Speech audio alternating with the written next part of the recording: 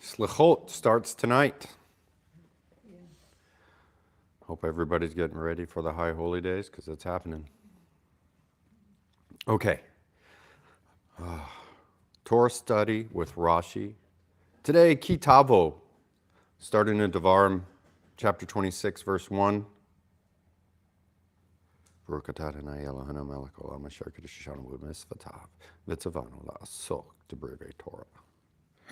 All right, let's get started. Shabbat Shalom, Roni. Is my microphone working? It seems like it's giving me a weird light as we wait for her answer. Devarim 26. Yes, okay, very good, thank you. All right. You know, it is a wonderful thing when I have the Rebbitzin on the other side of the screen. Shabbat Shalom, Sean. Okay, all right. Devarim 26:1. When you have come to the land Adonai your God has given you as your inheritance, take possession of it and settle there. You are to take the first fruits of all the crops, the ground yields, which you will harvest from your land that Adonai your God has given you. Put them in a basket and go to the place where Adonai your God will choose to have his name live. You will approach the Kohen holding office at the time and say to him, "Today I declare to Adonai your God that I have come to the land Adonai swore to our ancestors that he would give us." The Kohen will take the basket from your hand and put it down in front of the altar of Adonai your God. Then in the presence of Adonai your God, you are to say, "My ancestor was a nomad from Aram. He went down into Egypt, few in number, and stayed. There he became a great, strong, populous nation, but the Egyptians treated us badly. They oppressed us and imposed harsh slavery on us. So we cried out to Adonai, the God of our ancestors. Adonai heard us and saw our misery, toil, and oppression. And Adonai brought us out of Egypt with a strong hand and a stretched out arm, with great terror, with signs and wonders. Now he has brought us to this place and given us this land, a land flowing with milk and honey. Therefore, as you see, I have now brought the first fruits of the land which you, Adonai, has given me. You are then to put the basket down before Adonai your God, prostrate yourself before Adonai your God, and take joy in all the good that Adonai your God has given you, your household, the Levi and the foreigner living with you. This should sound familiar. Rabbi Bernstein, may his memory be blessed, taught this. And he taught this very well. This is what is called Bikurim, or the Feast of the First Fruits, which is on what moed? What day? What a point in time? Shavuot. It starts at Shavuot. Right, you bring this in. I know we've talked about this before on Shavuot, but people have misconceptions on what the Feast of the First Fruits is. Feast of the First Fruits is not after Pesach. That is the Rashit. It's the first fruit of the barley harvest, but it's not the Feast of the First Fruits. The Feast of the First Fruits is on Shavuot, or in Greek, Pentecost. Yeah. All right. Feast of Weeks. All right. So, but this is Torah study with Rashi. So we're going to go through this whole ceremony, if you will, of how the first fruits, kind of how it happens. At least in the viewpoint of Rashi. Okay.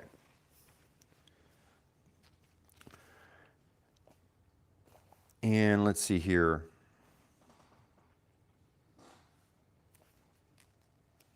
Okay.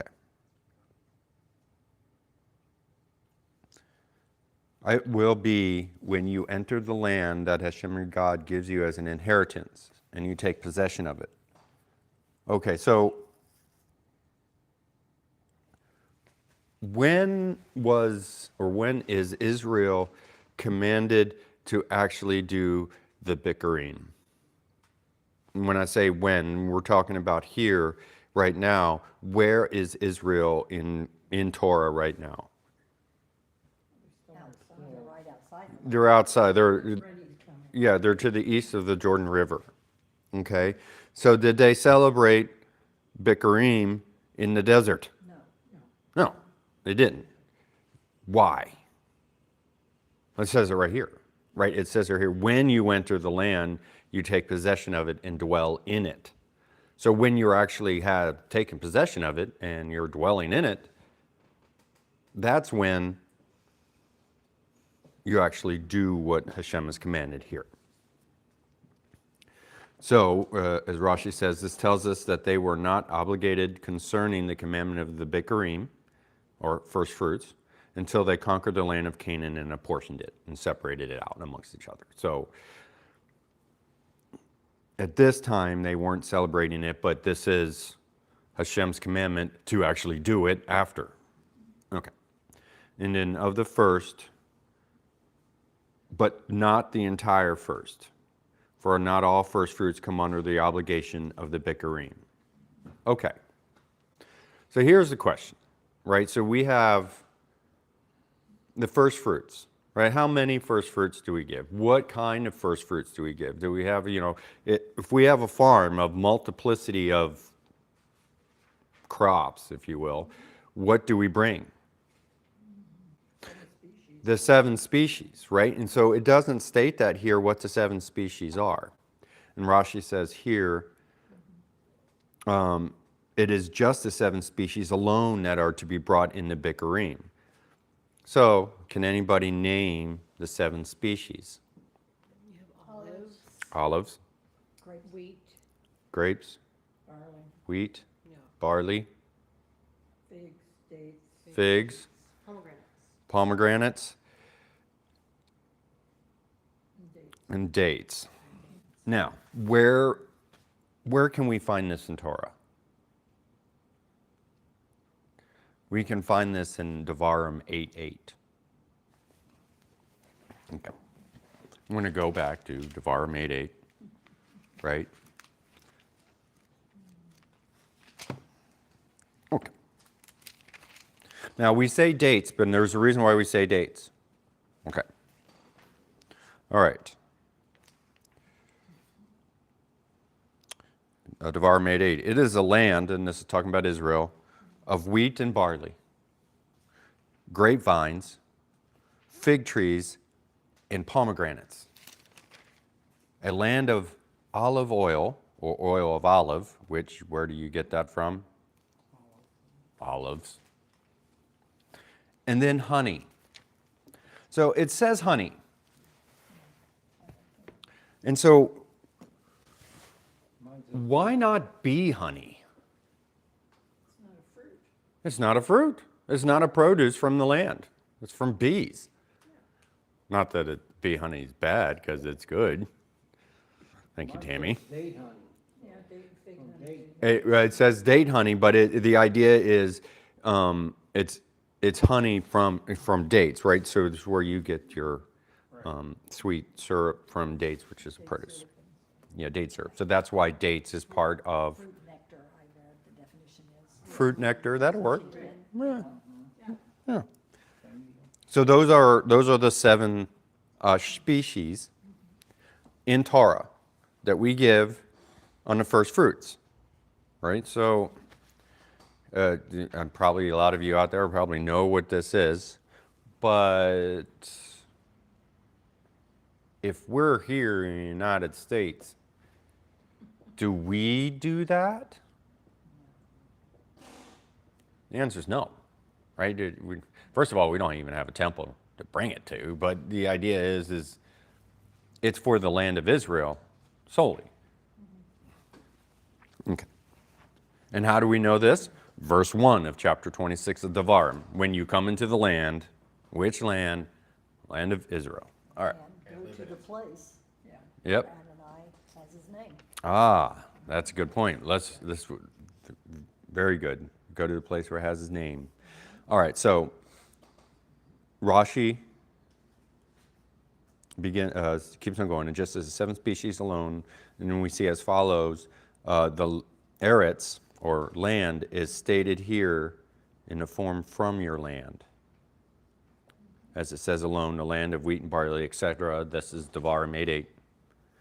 Just as above, the verse speaks of 7 species by which the land of Israel is praised. So to here, the verse speaks of the praise of the land of Israel, which are the 7 species. So Israel are praised for the 7 species that Israel produces. Okay. And by the way, if you ever had dates in Israel, absolutely fantastic. Oh yeah. Yeah. So is olive oil, by the way. I've been there. I tried it. It's absolutely fantastic. I can't explain it. Okay. The term oil olives, as in what the translation that's in the art scroll of Rashi, is of the verse cited above, refers to, he actually specifies the olive, an aguri olive, which is called by that name because it is an oil that is collected, a gur, inside it. And so I will try to help explain that a little further here. The oil of the guri olive is collected inside it, separate from its pulp.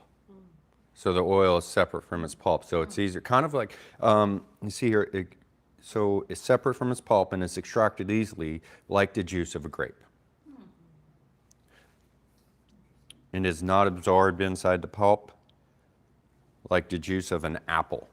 So you confer, he's making a difference between what's inside an apple versus what's inside like a grape. Okay, that helps. And honey, here is mentioned in that verse is honey of dates, as we were just discussing. Okay. Moving on. Okay, so you shall take of the first of every fruit of the ground that you bring in from your land that Hashem your God gives you, and ye shall put it in a basket and go to the place that Hashem your God will choose to make his name rest there. Okay, so of the first, meaning here, Rashi says a man goes down into his field and he sees a fig that has begun to ripen.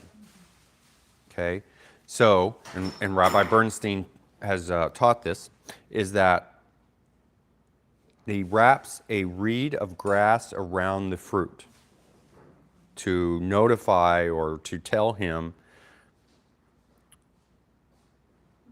that this is the first fruit, and he actually kind of separates it off so where he knows what is what, because if you have a lot of fig trees, which one was the first one?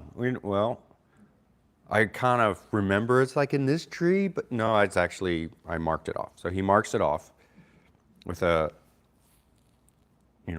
grass reed. While it's still on the tree. While it's still on the tree. Right. Yep, as a sign, and says this is hereby consecrated as bikurim. So he separates this out as bikurim. So the question is not the question, but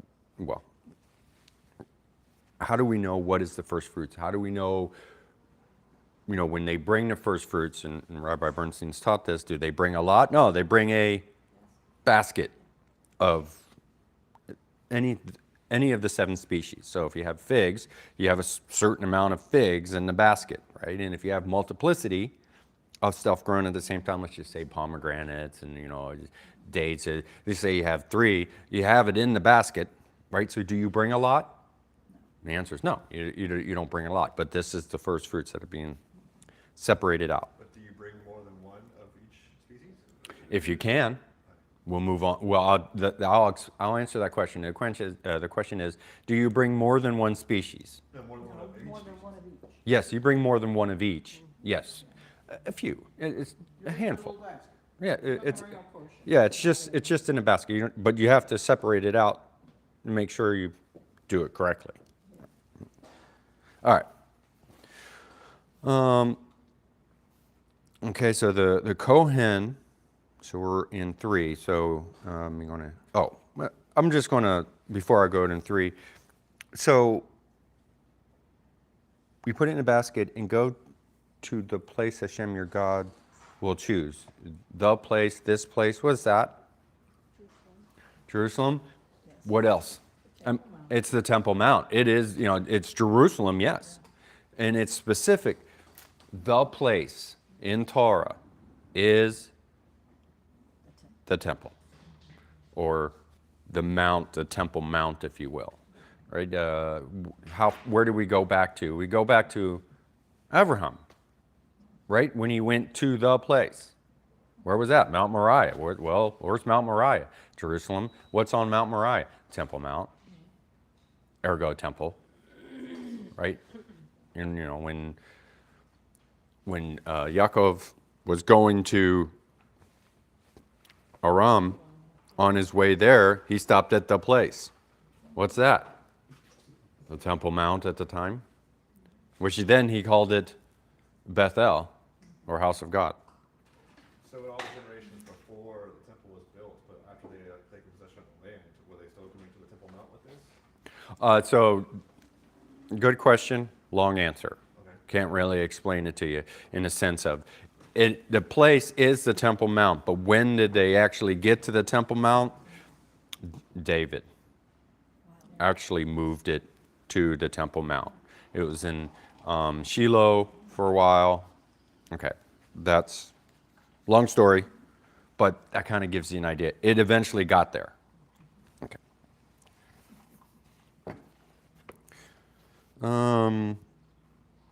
Okay.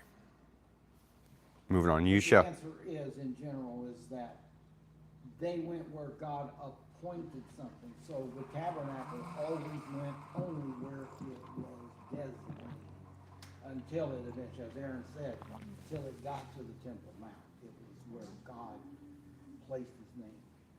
The final rest was done. Okay.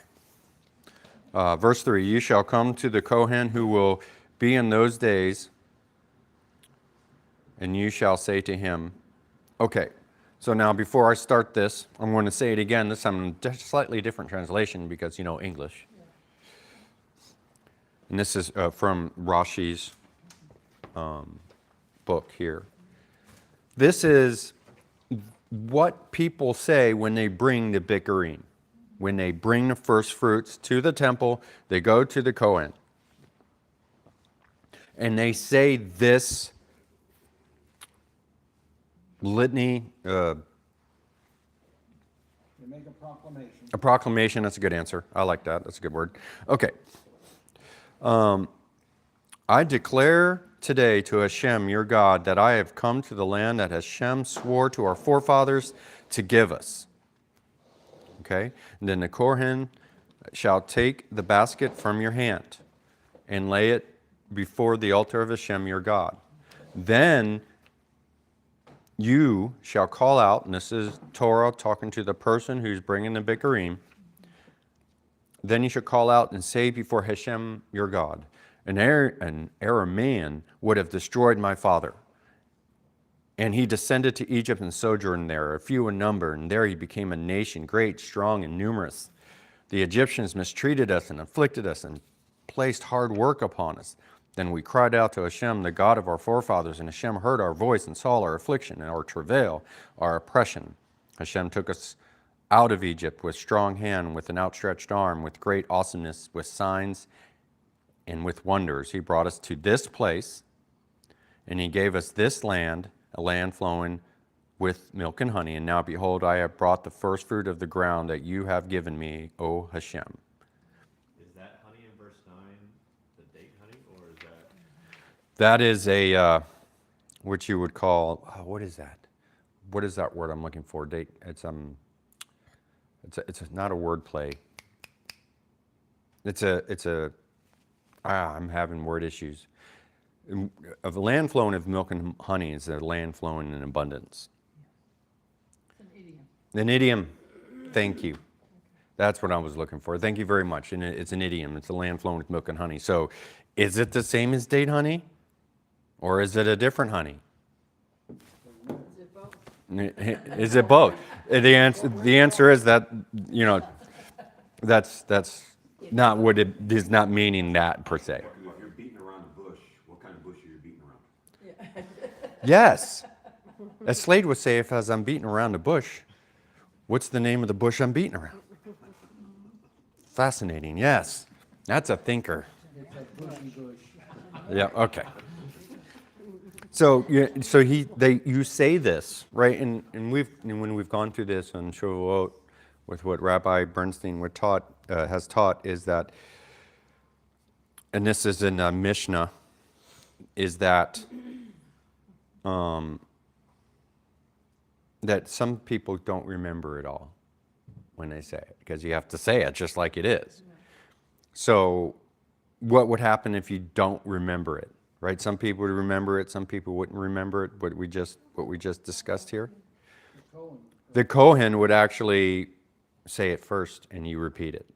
And so it ended up being that the Kohen would say it for everyone. So it's not to make one feel badly or embarrassed because they forgot. So it's kind of interesting because, the Kohen better know it, right? That would be the idea. Okay. So would the Kohen say it with a group? Nope. They would all repeat, he would have to say it every single time. Every single time. Remember, there's more than one priest that's doing it, right? If you have a multiplicity, and so here's another thing, just so everybody, yeah. And we'll actually talk about that. So the day of first fruits is just Shavuot, but it doesn't stop there. It moves on, because different fruits can't ripen at different times of the year. So when we're talking about when the priests, there would be multiple priests, and I say multiple, thousands of priests, because you have thousands of people bringing bikurim, right? So you have thousands of priests that would actually help out with the bikurim, the prayer or the proclamation, if you will. And it wasn't just one priest with a line outside of the city gates of Jerusalem as is going through one at a time. That would take forever.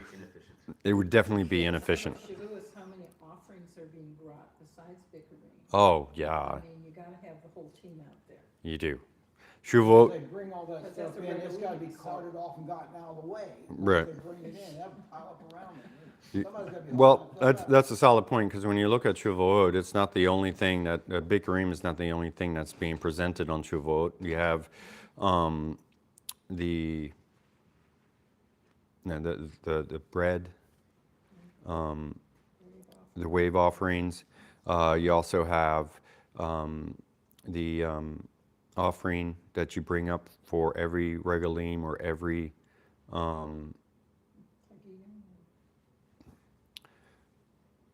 the festival offering, the Agiga offering. Yes, thank you very much. Wordplay. Also, when we're talking about space, and we have to remember this, and thank you for reminding me, Rebbitzin, Rabbi Bernstein has taught this, as well as the sages have taught this too. This is not a new concept that I'm going to be bringing to you today. It's the concept that time and space are different in the Temple Mount. Right? So one of the miracles of the temple is this, that everyone was able to stand in the temple courtyard or on the Temple Mount, and everyone had space to lie prostrate down on the ground.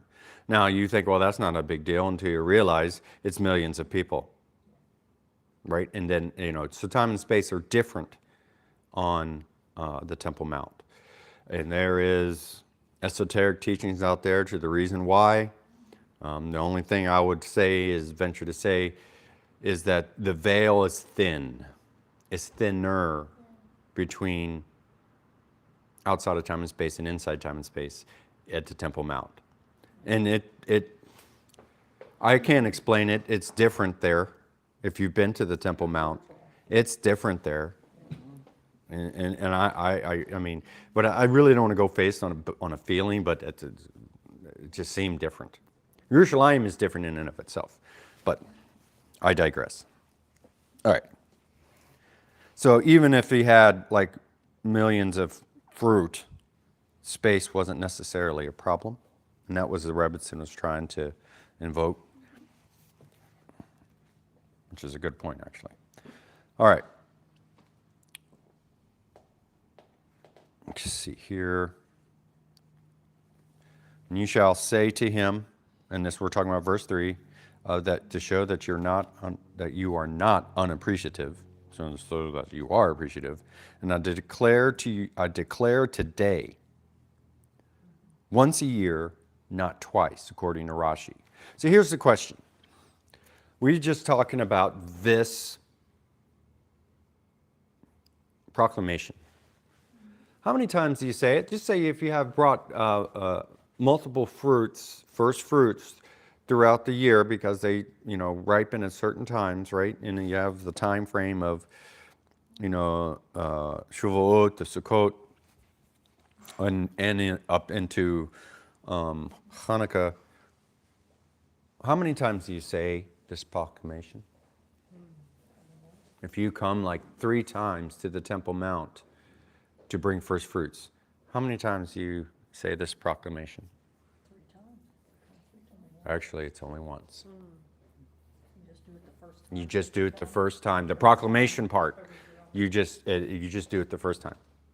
That's it. You don't have to say it every single time because you could bring it maybe 7 times. So but no, it's just you say it once, and that's it. Not excessively long. How does the Kohen know? Do you just tell him the Kohen? I don't know. Well, remember that they keep records. They do keep records at the temple, right? It wasn't necessarily. You're gonna stop and look up each name. It's got an iPad, your name's on it. Well, you're talking about you're asking logistical questions. I do not have an answer to.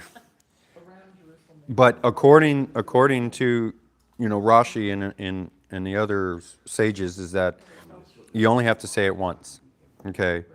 Here, Sifrei 299. Now the Sifrei teaches, which is a book on, this one on Sifrei 299 is a book on Devarim. Okay. What? Devarim? What do you want me to say? Slade is cracking on my way. I say Devar. Is that the correct way? I have to be careful. You're rubbing off on me? Rebbitzin, what am I going to do? Yeah, keep teaching. That's what moving on. Okay. Sifrei 299. It is obvious that the declaration is being made today. So today. Today teaches us that the declaration is made only once a year. Today and not another day. If one brings bikurim for one species and later brings bikurim for others, he does not make the declaration a second time. So, Ashkafardi all the way. See? Thank you, Rebbitzin. See? Slade? Ashkafardi. I got it. All right. So furthermore, if one tree or one species of a tree yields 2 crops in 1 year, the declaration is made only the first crop. So you say this declaration or proclamation once. Once a year, Once a year. but the next year you say it again. Next year you say it again, absolutely. But as far as like this year, the first fruits, you say it once, the first time you bring the first fruits. Now, the part that you read at the end talks about the same species, though. Yes. But it's still only once per year, regardless of how many species you're bringing with you. Yes. Well, yes, exactly. It doesn't matter. You're like if you brought figs, right, and then 3 months later you had pomegranates. Your pomegranates have already been declared. Your pomegranates have already been declared. And which year is that? What do you mean, which year?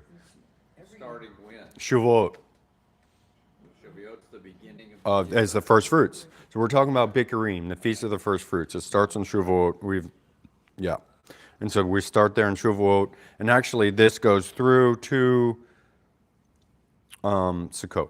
Not Sukkot, actually Hanukkah, where you can go and say the actual declaration. After Hanukkah, you don't say the declaration. Okay. All right. And that is Sifrei 299, if you want to go look at that. That's a wonderful book on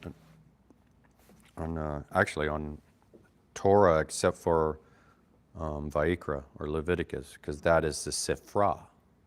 The Sifra, different book than the Sifrei. Moving on. Yeah. Perfectly clear, yes. It's like mud. Okay. The Kohen shall take the basket from your hand to wave it. The Kohen, or the priest, places his hand underneath the hand of the owner and waves. In other words, they're doing it together. Okay. You lay it before the altar of Hashem your God. Okay. And they shall call out, which is verse 5. This expresses raising voices or making your voices louder. And an error man would have destroyed my father. Okay. Who's this? Lavan. Laban. So, apologize. No, I apologize. The person who's saying in the actual phrase, an error man would have destroyed my father. This is part of the proclamation. This is a declaration. What is the error man, or who is the error man who would have destroyed my father? Number one, who's the error man? Number two, who's the father? Your father. The father was Yaakov, correct. And the error man was Lavan. Right? So now, what are we are now in this proclamation or declaration, if you will. We're going through history. We're doing a quick synopsis, a snapshot, if you will, of, well, now just a quick synopsis of history up to the point here in Torah, or up to this point, up to the Shavuot, or the first of the Feast of the First Fruits. So an error man is Lavan. We understand back in Bereshit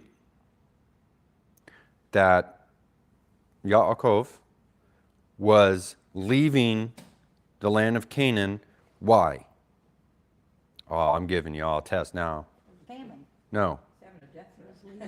He was leaving because of Esau. Esau. Oh, Right? This is why he's going to Aram. Right? It's because he's leaving. Who told him to leave? His mother.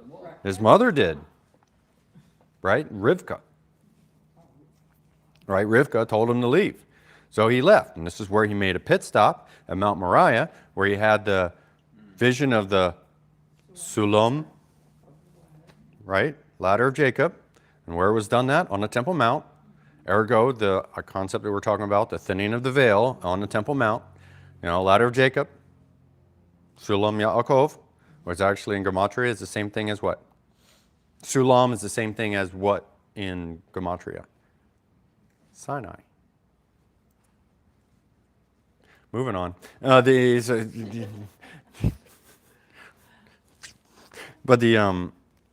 After he left Mount Moriah, he went to Aram Laban, because Rivka told him to go there. Are you saying that the word for ladder is the same word as for Sinai? No, he's saying that when you do the gematria of both, they're equal. So then the rabbis can take those concepts and see how they mesh. The gematria. you know the number. Yeah, like each letter As a number, has as a a value. numbering system. Yeah. Right. So, It's like Kabbalah type stuff. good gematria. Okay, so when we're, so that's where he goes. He goes to Lavan. In that story there, we've gone through that, and I don't know, it's coming up soon. I wonder if If Slade would have something good on that, I don't know. Anyway, so he mentions here, the person is speaking, Aramean would have destroyed my father. He is mentioning the kindness of the omnipresent. An Aramean would have destroyed my father means Laban, or Lavan, or Lavan. The Aramean sought to eradicate everything when he chased after Jacob.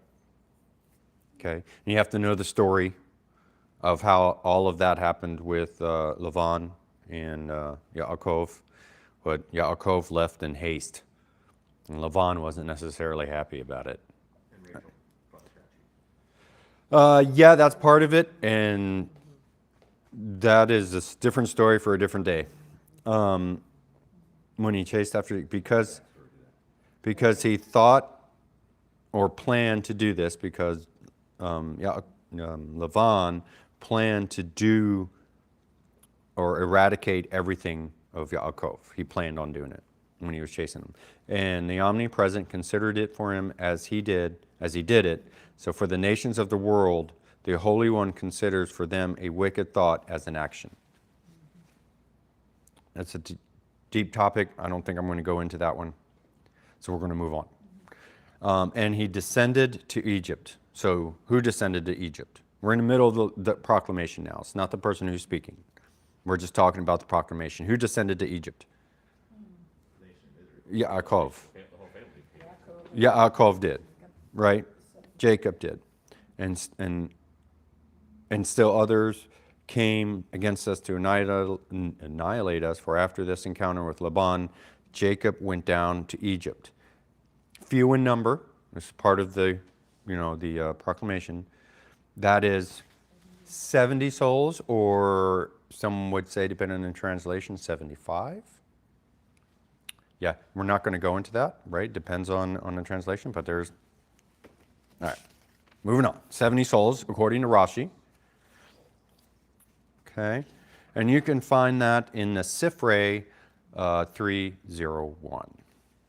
Okay, verse 9, to this place. This is, as we were discussing, the Beit HaMikdash, or the temple. And he gave us this land. This is to be understood as it sounds. This land meaning the land of Israel. Okay. And ye shall place it, in verse 10, this is after the end of the proclamation, and so you place what? The basket, right? This tells us that he takes it after the waving by the Kohen and holds it in his hand while he recites and then waves it again.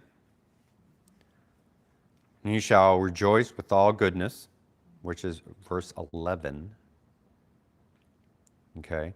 From here, on the basis of this verse, sages have said, we do not recite the recitation over the bikkur and the first fruits except at a time of joy. Meaning, from Shavuot until Sukkot. For at that time a person gathers his produce and his fruits, and his wine and his oil. But from Sukkot onward, he may bring the offering of first fruits, but does not recite the accompanying recitation. Right? So after Sukkot, you don't recite the proclamation, but you still bring the first fruits. Okay. But I know that everybody's bringing first fruits. It starts on Shavuot. Shavuot is the beginning point. It is the feast of the first fruits, if you will. If you want to know what the feast of the first, this is it. I know I'm tending to repeat myself, but there's a lot of there's confusion out there, misinformation out there. Feast of the first fruits is Shavuot. All right. Yom HaBikurim. Okay. All right. Okay, so here's a question, right? So we're talking about the common people of Israel, if you will. So does the Levite bring a first fruit? They don't have land apportioned to them, They had to raise crops though. right? If they, I guess, did they have a place to raise crops? One of our previous parshas mentioned Levi's inheritance. Yes, and what is the Levi's inheritance? Well, I mean, it specifically seemed to be talking about property or land or something. Right. Well, they're not. They don't have a portioned land within Israel.